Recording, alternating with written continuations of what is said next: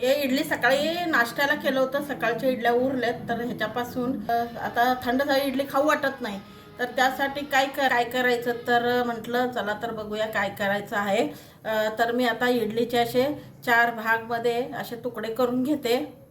तर असे कटिंग करून घेतलेले आहे. तर चला तर याला फोडणी देऊया. कढई गरम झालेली आहे, तर तेल घालून घेऊया.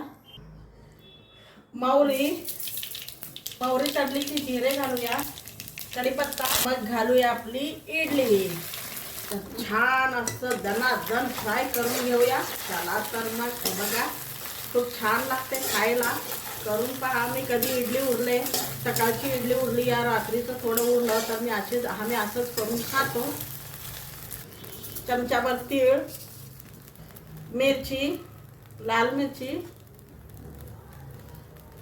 सांबर मसाला, खमंग अशी ह्याला फोडणी देऊया. छान खमंग ह्याला असं हलवून घेऊया.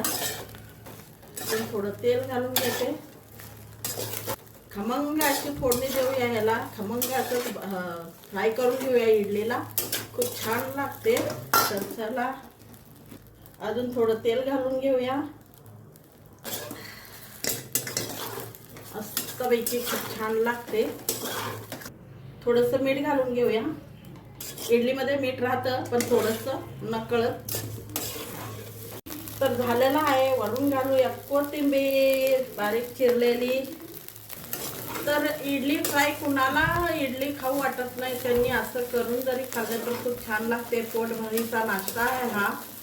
खूप छान लागतो. सकाळी सुद्धा रात्री करून ठेवलं इडली. आता बेटर आहे समजा, तर रात्रीच्याला करून ठेवायचं आणि सकाळी असं करून खायचं. खूप छान लागते. तर झालेली आहे आपली इडली फ्राय. चला तर मग या नाश्ता करायला. तर बघा, ही खट्टी मिठी चटणी आणि सांबार, सकाळचा सांबार उरला होता तर त्याला सुद्धा गरम करून घेतलेला आहे. आणि आपली इडली फ्राय. कशी वाटली रेसिपी? छान वाटली तर लाईक शेअर जरूर करा.